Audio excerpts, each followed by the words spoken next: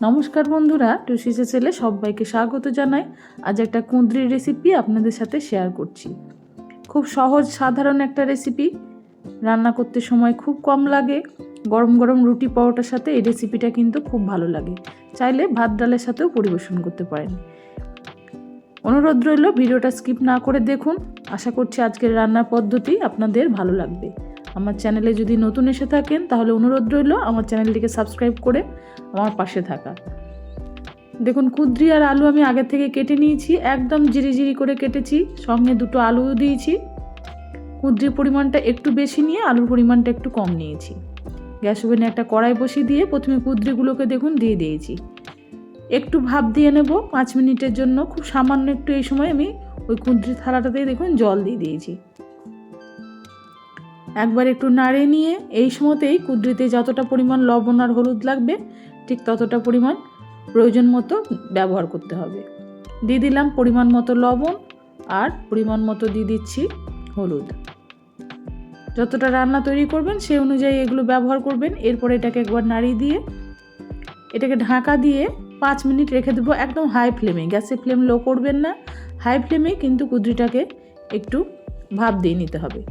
লো ফ্লেমে করলে কুঁদরিটা বা আলুটা অনেক সময় একটু গলে যাবে, সেক্ষেত্রে কিন্তু রেসিপিটা ভালো হবে না। 5 মিনিট দেখুন হাই ফ্লেমে আমি ঢাকা দিয়ে রেখেছিলাম। কুঁদরির মধ্যে কিন্তু এখনও সামান্য পরিমাণে একটু জল আছে, এই জলটাকে একদম শুকনো করে নিতে হবে। আর এই সময় হাই ফ্লেমেই এই জলটাকে কিন্তু শুকিয়ে নিতে হবে। 3-4 মিনিটের মধ্যে জলটা বেশ শুকনো হয়ে গেছে, কুঁদরিটা বেশ ঝরঝরে হয়ে গেছে দেখুন। এবার এটাকে নামিয়ে একটু ঠান্ডা করে নেব। এবার কড়াইটাকে ভালো করে ধুয়ে নিয়ে আরও একবার বসিয়ে দিয়েছি গ্যাস ওভেনে। পরিমাণ মতো দিয়ে দিলাম সর্ষের তেল। ফোড়নে দিয়ে দিচ্ছি এখানে হাফ টিস্পুন মতো দেখুন 5 ফোড়ন। সেই সঙ্গে দিয়ে দিচ্ছি একটা শুকনো লঙ্কা, একটু ফাটিয়ে দিয়েছি। ভালো করে শুকনো লঙ্কা আর 5 ফোড়নটাকে একটু ভেজে নিতে হবে যাতে ফোড়ন থেকে সুন্দর একটা গন্ধ বেরোবে। আর এবারে দিয়ে দিচ্ছি পেঁয়াজ কুচি। একটু লম্বা লম্বা করে পেঁয়াজটা কেটেছি, আর পেঁয়াজের পরিমাণ এই রেসিপিতে একটু বেশি লাগে। এখানে আমি বড় সাইজের 2টো পেঁয়াজ দিয়েছি। ভালো করে পেঁয়াজটাকে এবার ভাজতে হবে। গ্যাসের ফ্লেম মিডিয়ামে রেখে পেঁয়াজটাকে ভাজতে হবে। পেঁয়াজের কালার যেন বেশ বাদামি মতো হয় ততক্ষণ কিন্তু পেঁয়াজটাকে ভাজতে হবে।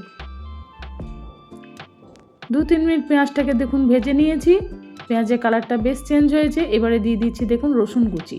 10 কোয়া রসুন একটু গ্রেট করে দিয়েছি। আর আদাও দিলাম এখানে 1 ইঞ্চি গ্রেট করে। চাইলে কুচি করেও দিতে পারেন, আমি এখানে গ্রেট করে দিয়েছি। ভালো করে পেঁয়াজ আদা রসুনটাকে এবার ভাজতে হবে। মশলাটা যদি খুব ভালোভাবে ভাজা যায় এখানে, তাহলে কিন্তু রেসিপির টেস্টটা খুব ভালো হবে। একটু হাতে সময় নিয়ে এরমভাবে উল্টে পাল্টে অনবরত কিন্তু এটাকে নেড়ে যেতে হবে, কারণ গ্যাসের ফ্লেমটা মিডিয়ামে রেখেই পেঁয়াজগুলোকে ভাজতে হবে। এরপরে দিয়ে দিলাম টমেটো কুচি। টমেটোটা দেওয়ার পরে আরও একবার খুব ভালো করে এটাকে ভেজে নিতে হবে।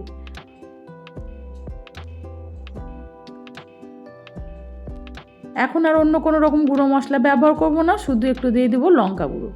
বাকি গুঁড়ো মশলাগুলো আমি পরে ব্যবহার করব। একটু ঝাল লঙ্কা গুঁড়ো দিয়েছি।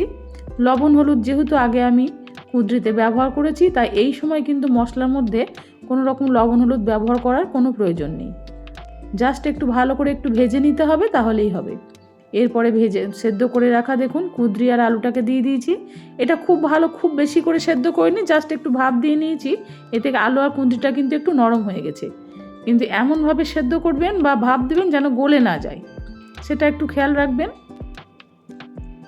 এবার ভালো করে এটাকে একটু ভাজতে হবে। প্রত্যেকটা কুঁদরি আলু যেন রেসিপিতে আস্ত থাকে, অথচ যেন সেদ্ধ হয়ে যায়, সেরকমভাবেই কিন্তু ভাপটা অবশ্যই দেবেন।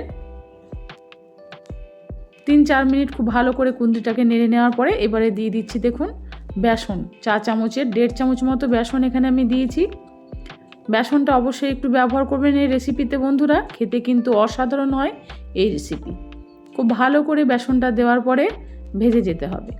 গ্যাসের ফ্লেম এই সময় আমি লো টু মিডিয়ামে রেখেছি। হাতে সময় নিয়ে একটু এরমভাবে এটাকে ভাজতে হবে, কারণ কুঁদরি রান্না করতে কিন্তু বেশ সময় লাগে। 1 মিনিট 1.5 মিনিট অন্তর অন্তর এরকমভাবে উল্টে পাল্টে এটাকে নাড়িয়ে যেতে হবে। তাহলে কুঁদরির সব দিকটা কিন্তু খুব ভালোভাবে ভাজা যাবে, মশলাগুলো কিন্তু সব দিকে সমানভাবে লেগে থাকবে। খেতে কিন্তু অসাধারণ হয় এই রেসিপিটা। এবারে দিয়ে দিচ্ছি দেখুন 1/2 টিস্পুন মতো মিট মশলা বা চিকেন মশলা, আপনারা যে কোনো একটা ব্যবহার করবেন, খেতে কিন্তু অপূর্ব লাগবে, সুন্দর একটা ফ্লেভার আসবে এই রান্না থেকে। তারপরে খুব ভালো করে উল্টে পাল্টে এটাকে একদম শুকনো শুকনো করে ভেজে যেতে হবে।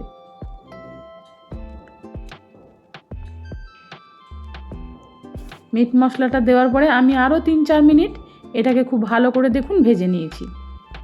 একদম যখন ঝরঝরে শুকনো শুকনো হয়ে যাবে তখন এটা নামিয়ে দিতে হবে। গরম গরম রুটি বা পরোটার সাথে এই রেসিপিটা অপূর্ব লাগে খেতে। চাইলে একটু ভাত ডালের সাথেও পরিবেশন করতে পারেন। তৈরি হয়ে গেল কুঁদরি আলু ভাজার রেসিপি। আজকের এই রেসিপিটা আপনাদের কেমন লাগলো অবশ্যই আমাকে কমেন্টে জানাবেন। ভালো লেগে থাকলে লাইক শেয়ারের জন্য অনুরোধ রইল। নিজেদের প্রিয়জন বন্ধুবান্ধবদের কাছে রেসিপিটি শেয়ার করে দিয়ে তাদের দেখার সুযোগ করে দিন। আর একবার হলেও এই রেসিপিটা বাড়িতে ট্রাই করুন, আশা করছি আপনাদের পছন্দ হবে। দেখুন কতটা ঝরঝরে হয়েছে আর দেখতে কতটা লোভনীয় হয়েছে। আজ আসি বন্ধুরা, ফিরে আসবো অন্যদিন অন্য কোনো নতুন পর্বে নতুন রেসিপির সাথে। সবাই ভালো থাকুন, সুস্থ থাকুন, নমস্কার।